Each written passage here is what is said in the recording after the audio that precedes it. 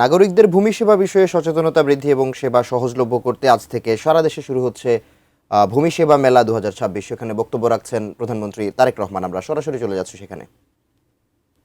নাম দেওয়া হয়েছে, খুব সম্ভব অ্যাপটির নাম দেওয়া হয়েছে ভূমি।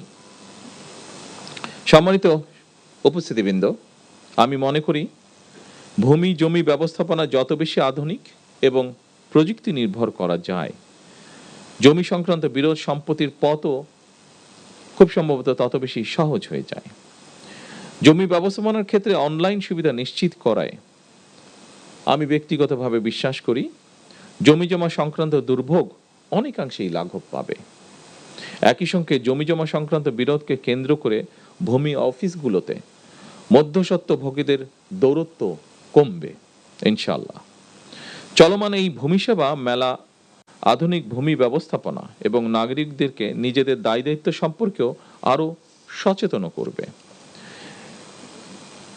সম্মানিত উপস্থিতিবৃন্দ, দেশের জনসংখ্যা বৃদ্ধির সঙ্গে সঙ্গে একটি খুব গুরুত্বপূর্ণ বিষয় যে আমাদের মাথাপিছু জমির পরিমাণও কমে আসছে। ফলে জমির অর্থনৈতিক মূল্য যেমন বাড়ছে, তেমনি জমি নিয়ে বিরোধ, মামলা মকদ্দমা এবং জটিলতাও বাড়ছে একই সাথে। অনেক ক্ষেত্রে এসব বিরোধ ব্যক্তি ও পরিবারের শান্তিও নষ্ট করার পাশাপাশি জাতীয় উন্নয়ন কর্মকাণ্ডেও প্রতিবন্ধকতার সৃষ্টির কারণ হয়ে দাঁড়িয়েছে। এমন বাস্তবতায় ভূমির পরিকল্পিত ব্যবহার, নির্ভুল রেকর্ড সংরক্ষণ এবং দক্ষ ব্যবস্থাপনা বর্তমানে সময়ের অপরিহার্য দাবি। উন্নত প্রযুক্তি ব্যবহার করে জরিপ কার্যক্রম পরিচালনার মাধ্যমে নির্ভুল ভূমি রেকর্ড প্রস্তুত করতে ভূমি মন্ত্রণালয় কাজ করছে।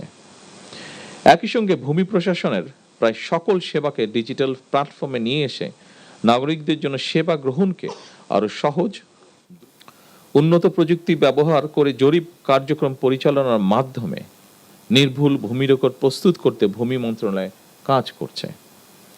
একই সঙ্গে ভূমি প্রশাসনের প্রায় সকল সেবাকে ডিজিটাল প্ল্যাটফর্মে নিয়ে এসে নাগরিকদের জন্য সেবা গ্রহণকে আরো সহজ, দ্রুত এবং কার্যকর করারও উদ্যোগ নেওয়া হয়েছে। আমাদের লক্ষ্য এমন একটি ভূমি ব্যবস্থাপনা গড়ে তোলা যেখানে ভূমি সেবা গ্রহণের জন্য মানুষকে আর অযথা অফিসে ঘুরতে হবে না, যা আমরা ভিডিওতে একটু আগে দেখেছি। সেরকম একটি পরিবেশ আমরা চাই, অথবা দুর্নীতি কিংবা হয়রানির শিকারও হতে হবে না।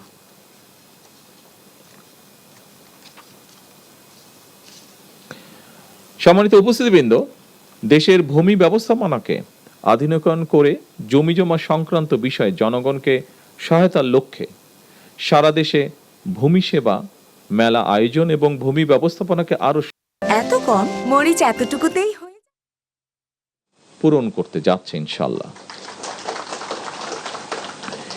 এভাবেই সরকার পর্যায়ক্রমে একের পর এক নির্বাচনী ইশতেহারের প্রতিটি দফা বাস্তবায়নের মাধ্যমে জনগণের কাছে দেওয়া ওয়াদা পূরণের রাজনীতিকে এগিয়ে নিয়ে যাবার চেষ্টা করছে।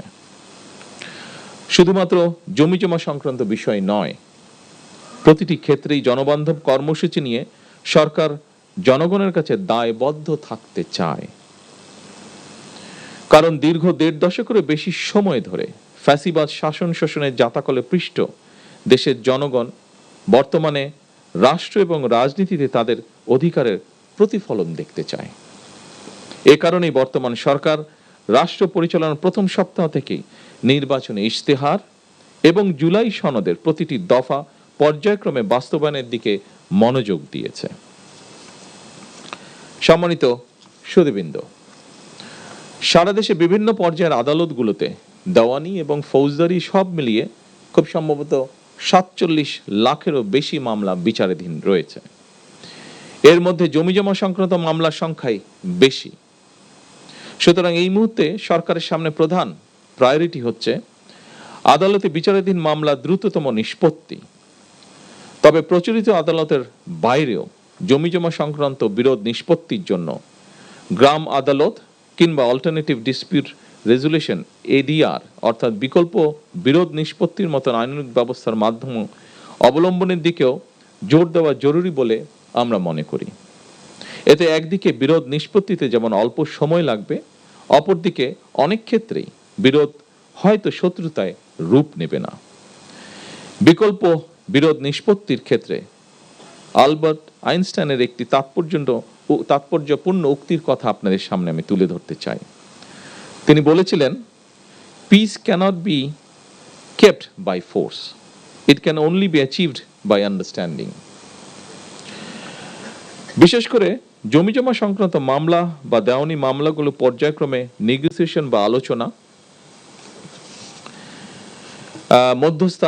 মধ্যস্থতা বা সালিশ কিংবা সমঝোতার মাধ্যমে বিকল্প বিরোধ নিষ্পত্তির পথ কার্যকর করা গেলে একদিকে আদালতে বিচারাধীন মামলার জট কমবে, অপরদিকে দ্রুততম সময়ের মধ্যে জমিজমা সংক্রান্ত বিরোধ নিষ্পত্তি করাও সহজ হবে।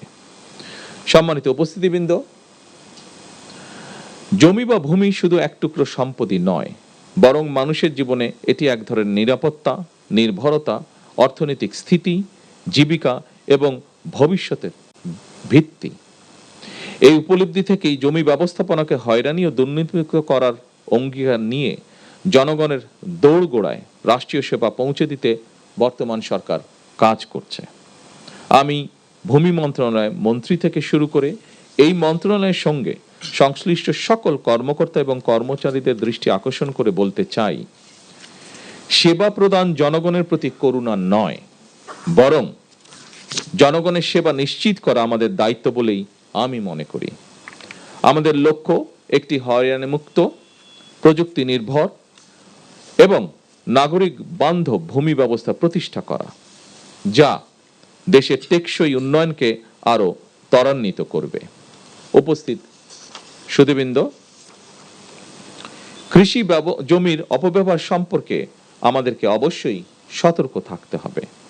কৃষি, অকৃষি জমি কিংবা এক ফসলি, দুই ফসলি বা তিন ফসলি জমির ব্যবহার এবং ব্যবস্থাপনা নিয়ে হয়তো অন্য একটি ইভেন্টে আমরা আলাপ করতে পারি। তবে আজ থেকে সারা দেশের সকল জেলা উপজেলায় শুরু হওয়া ভূমি মেলার মাধ্যমে জনগণ নিঃসন্দেহে উপকৃত হবেন। কারণ মেলায় ইনামজারি, অনলাইনে ভূমি উন্নয়ন কর প্রদান, রেকর্ড সংশোধন, খতিয়ান গ্রহণ এবং ভূমি সংক্রান্ত যে কোনো অভিযোগ নিষ্পত্তির সুযোগ থাকছে। অনুষ্ঠানে আপনাদের সঙ্গে যুক্ত হতে পেরে ঢাকা এবং ঢাকার বাইরে অবস্থানকারী সকল কর্মকর্তাবৃন্দের সঙ্গে যুক্ত হতে পেরে আমি আনন্দিত এবং গর্বিত। সম্মানিত সকল উপস্থিতিবৃন্দ, একটি আধুনিক রাষ্ট্র গড়ে তুলতে স্বচ্ছ, জবাবদিহিমূলক এবং জনবান্ধব ভূমি ব্যবস্থার বিকল্প নেই। আমি এই ভূমি মেলার সাফল্য কামনা করছি। আল্লাহ হাফেজ। বাংলাদেশ জিন্দাবাদ।